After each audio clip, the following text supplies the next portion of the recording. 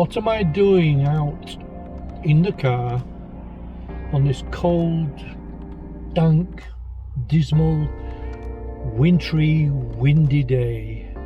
That's not negative. That's just a description of what's going on outside. Why am I here? Well, I'll tell you. One of the things that I get up to is connecting to the spirit realm, and I get a kind of a pull or a desire or a need or a necessity to go places at a certain time. And in this case, and this has happened 2 or 3 times to my reckoning, to come to this particular area.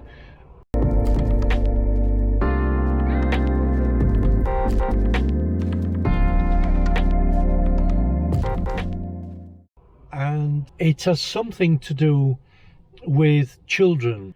Now, while I have to say this, that while I was out walking through part of the video that you will see, I was just wandering along, minding my own business, taking in the views of the bleak open moorland, because there's nothing here. There's just empty moors.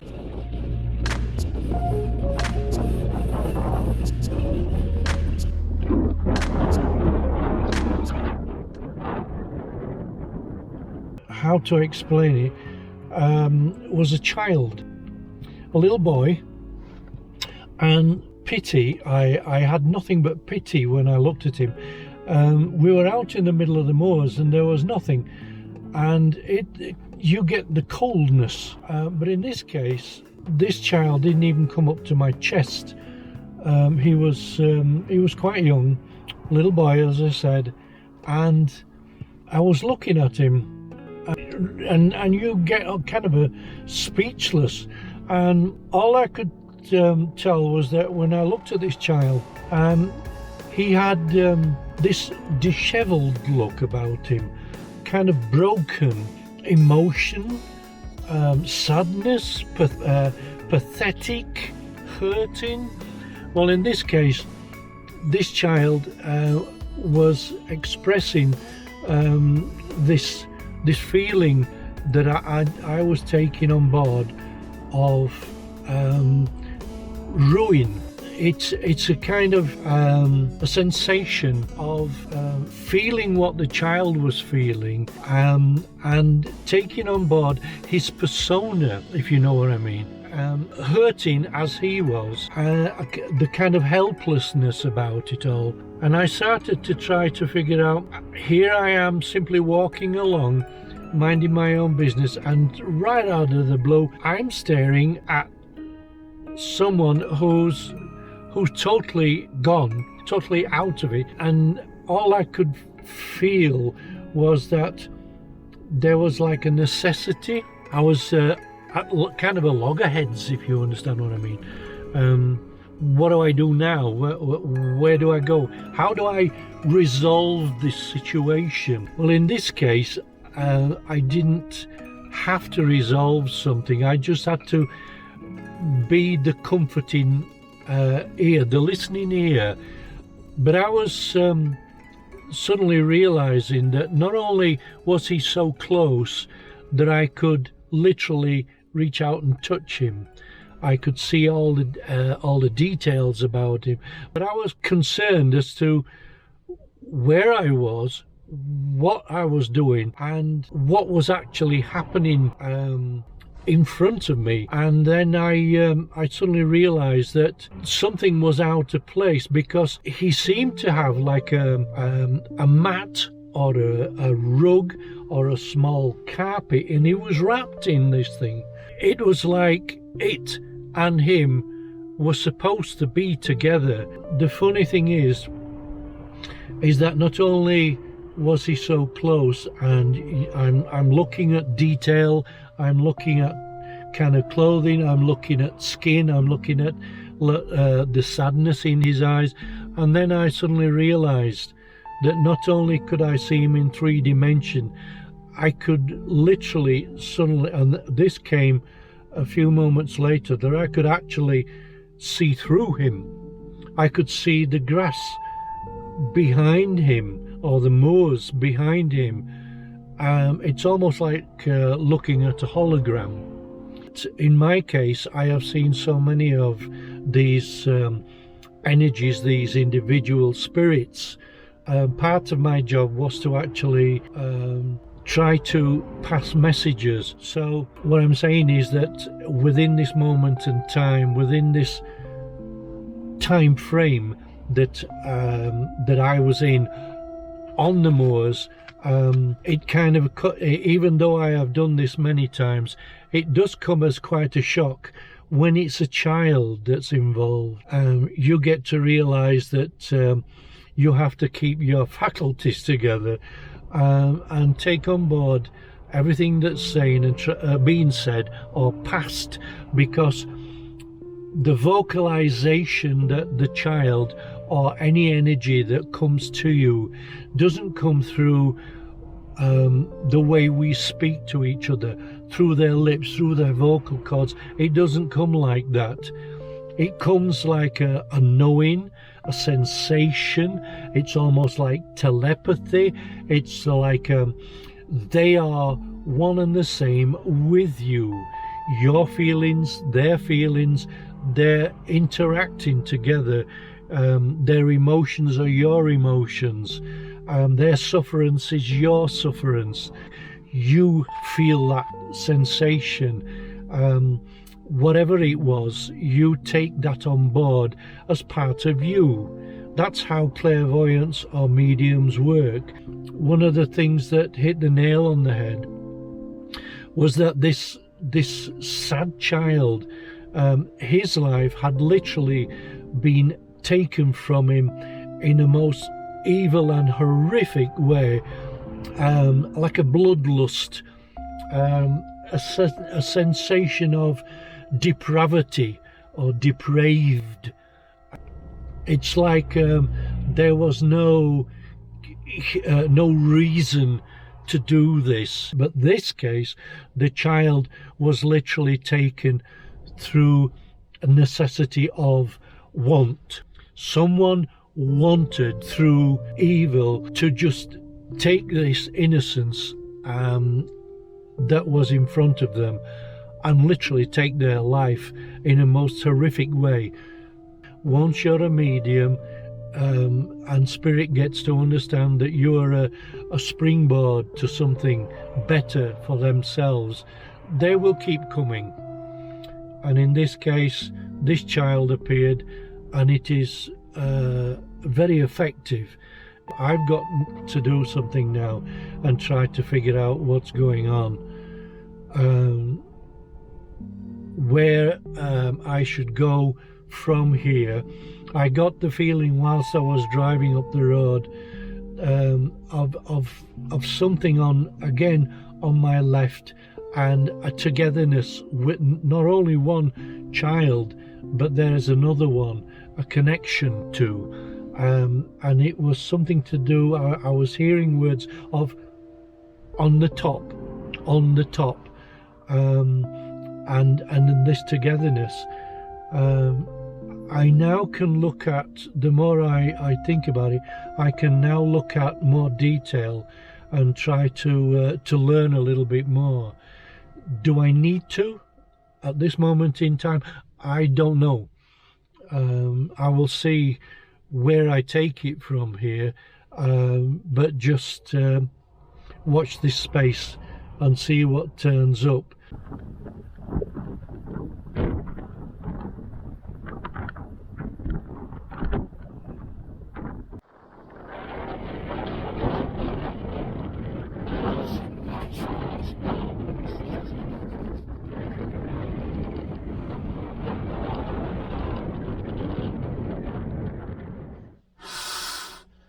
Well, welcome to the second part, saga, if you want to call it that, or story, of the manifestation of a little boy who appeared just to my left, not far down this path that's in front of me, although you can see from the clip that I've just shown you There's no visiting the area today. It is freezing cold, and it has a biting wind, and also this thick mist, fog.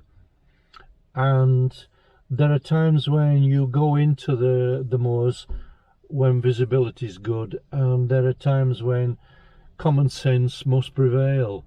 At the moment, my common sense is saying not today, because it's so easy that if you're walking down the path and you're in the middle of nowhere, you come and you deviate off your path, you're going to get lost in the moors. Simple as that. Anyway, the idea was to come and get involved in the second section or second part of this story and try to pick up on the energy that came to me. I call them energies, or the spirit that came to me a little while back, and I wanted to gather it more momentum and get to understand a little bit more as to why he should appear at the side of me. But it looks like I'm gonna have to call it a day and choose another time. Where I am living, this fog isn't there, and it's not on the weather forecast, so I'm cutting it short on this day's routine and see where I go from there. And then I'll tag this this part of this storyline of thick fog onto the next segment, and I'll just have to check the weather forecast more thoroughly. It's muggy, but one of the other reasons is that there's been a car that's come off the road and gone down into the gorge down below me, and it just shows you how easy it is to come a cropper, if that's the right terminology, in this part of the or neck of the woods.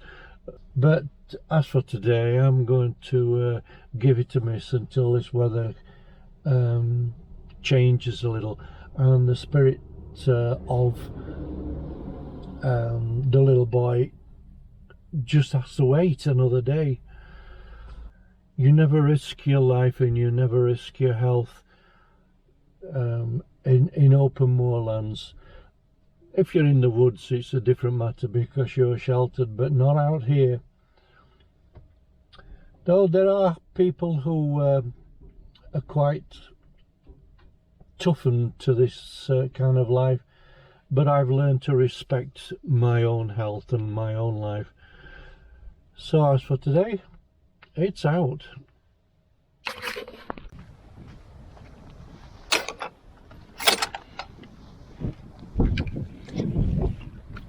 Right, hello once again. I've been out wandering the path as I did before, which is related to the spirit of a lost child who was murdered. I do know that I have been receiving some sort of information, but in this case it's relating to the background of one of the individuals concerned, which is the female. I was shown reference to or points of view relating to subject matter of the background of her lifestyle, if that's how I can put it, a way of being, a way of living, things that led up to the happening. It's what I'm being told, the rudimentaries that created the situation that led to the meeting of the individual concerned, the male, And once that happened, we all know, and I've just met a couple walking along the path, of the story behind the group of children who were murdered and buried along this path over the hill, in a part of the moors. Now, I know the story relating to the happening, but it's so long ago, as you can understand. My memory fades me, but I do know that more than one child was taken and murdered, and I do now know from people's hearsay and from the media the whereabouts of the children's remains that were found. What I didn't know was that there was one child who was missed, and lo and behold, it was a child, excuse me, and lo and behold, it was a little boy. Now, I have to admit, with my hand on my heart, that I had no idea that one had not been found. The strange coincidence that just occurred was that I was talking to a man and woman just along this path, who suddenly started talking of walking part of the moor where the children were murdered, and talking about the aspect of, or talking about the story relating to one child who was missed. That's an adage for myself to understand that I really didn't know that one was missed. So what they've said has hit the nail on the head, so to speak, to give me the understanding that the little boy who appeared to me was the spirit of the one that was actually missed. And the strange coincidence, the second time that I was doing my video, of a car pulling up, and lo and behold, a little boy got out of that car and walked behind my car. That's where I was saying the strange coincidence that happened relating to that child, and it not just being nothing hearsay. It's just a happening. This coincidence was real, because there is no way that a child can actually appear behind your car when you're doing a video talking to a camera about the spirit of a little boy who was the same age as the one that was behind the car, if you understand what I mean. So now the couple I've just been talking to, these two lovely individuals, told me of the one that was left behind.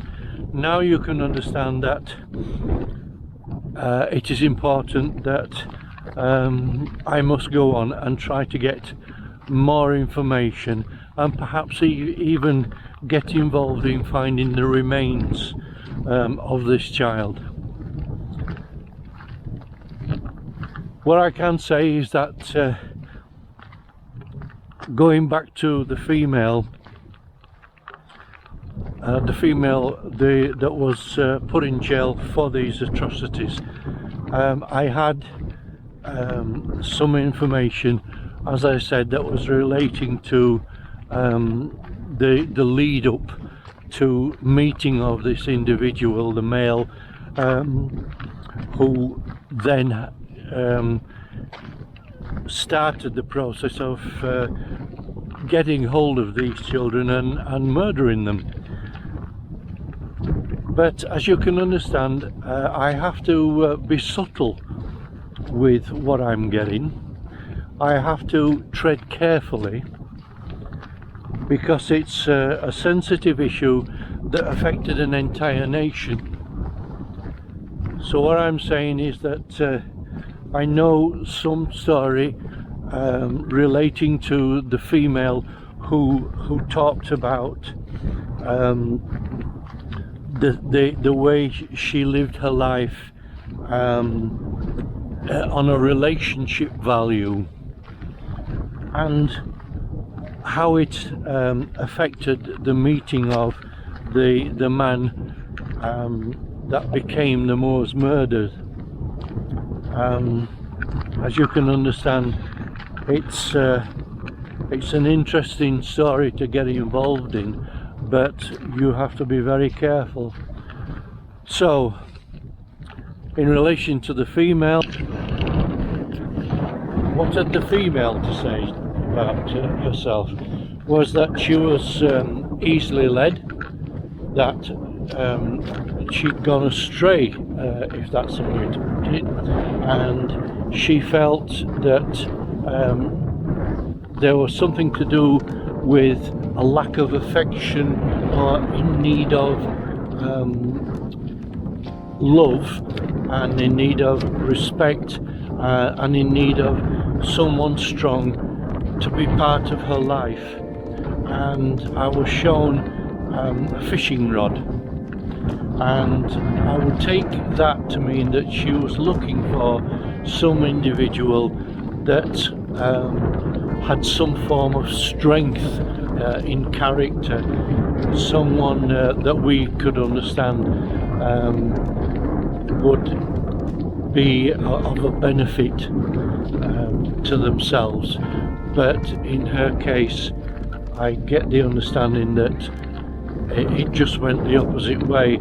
This individual, I was shown a rope being pulled, and like a tug of war, I take that to mean that she was simply pulled along, and then eventually got involved with this gentleman, who then became the notorious Moors murderer.